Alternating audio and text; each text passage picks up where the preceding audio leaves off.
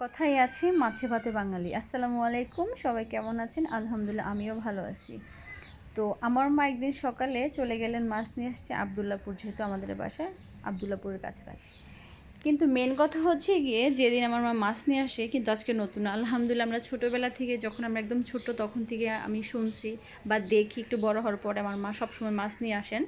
একবারে যখন কি বলবো, মানে অনেকখানি মাছ, প্রায় 3 4 5 রকমের মাছ, মিলানো মাছ অনেক নিয়ে আসে।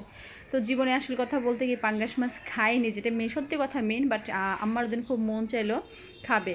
তো সত্যি কথা মানে দেখা যায় মাছটা ছোট, কিন্তু মাছটা এত বড়, আমি নিজেই মানে কী করবো, মানে ওজন করে পারছি না ধরতে। আর ওই দিন সকালবেলা, আর মেনলি কথা হচ্ছে আমরা যেদিনই মানে মাছ টাছ বা বেশি কোনো কাজ থাকে, ওই দিন বাহিরের নাস্তা অবশ্যই আমরা কিনে নিয়ে আসি, কারণ যেহেতু ঘরের মধ্যে খুব কাজের ঝামেলা, নাস্তা বানানোর কোনো মানুষ থাকে না।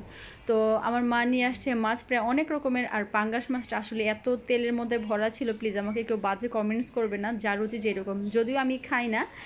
মেনলি মাছটা আনা হয়েছে আমার মায়ের জন্য। আমার মা মানে খুব বড় পাঙ্গাস, যেটা খুব ভালো আর কি, নদীর বা সাগর, আমি জানি না আসলে পাঙ্গাস মাছ কেমনটা খেতে, তো যেটা বেশি বড় সেটাই নিয়ে আসছে আর কি। আর এখানে অনেক রকমের যে এত সুন্দর মেশালি মাছ ছিল, আসলে বাস্তবে দেখলে বলাই যাবে না। আর একটা রুই মাছ নিয়ে আসছে।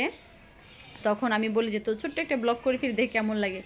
আর সত্যি কথা বলতে কি, মা তো মাই হয়, আর মা থাকতেই হয়তো সুখ, আর মা চলে গেলে আল্লাহ মাফ করুক। আমি দোয়া করি যে আমার হায়াটুক যাতে আমার মাকে দেয়, আমি যদি একদিন বাঁচি, একদিনের হায়াটুক যেন আমার মাকে দেয়।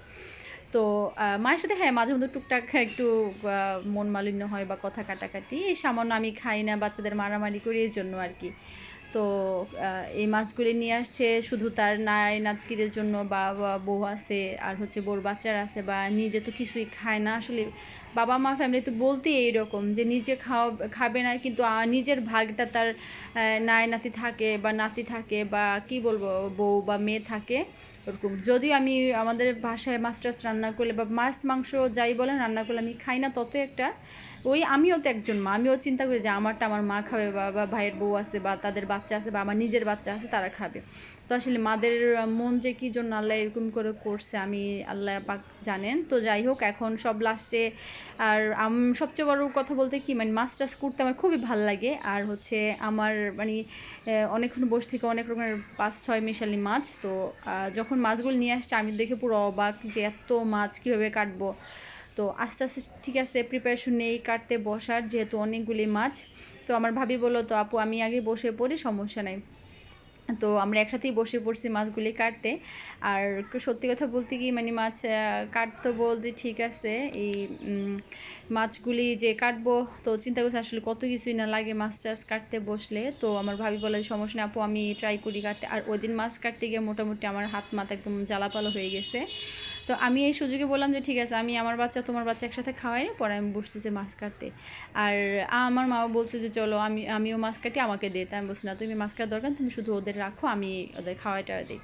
তো এগুলি মানে কাটতে কাটতে প্রথম ছালি সারা মানে কাটতে যাওয়া এত অসুবিধা হচ্ছিল। আর আমার হাতে চিন্তা করছে, আর 2টা বাচ্চা আমাদের মানে এত জ্বালা, মানে খুব ঝামেলা করে, খুব জ্বালাতন করে, দুষ্টামিও করে।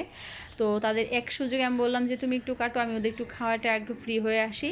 তো ওদের খাওয়াতে গেলে মনে হয় যে আমি যে আসলে যে আমি নিজেই কাটি, কারণ ওদের খাওয়ানোটা এত একটা টাফ, আর এত দুষ্টামি ওরা করে। তো এই সুযোগে আমি কি বললাম যে তো ঠিক আছে, তো ওদের খাওয়ানো মোটামুটি শেষ। আর আমার মাকে বললাম যে মা তুমি একটু রাখো ওদের, আমি একটু কাটতে বসি, যেহেতু অনেকগুলি মাছ, আর মাছগুলি আলহামদুলিল্লাহ এত তরতাজা, আর এত তরতাজা, এত মানে গন্ধ, মানে রূপালি কেমন একটা বলে না, কথাই আছে ওইরকম, আর কাঁচা কাঁচা গন্ধ, ভালোই লাগতেছে। আর এখন লাস্টে পরে আমিও বসে পড়লাম যে দেখি, আমি প্রথম শুরু করলাম পাবদা মাছটা কাটা, যে আসলে দেখি।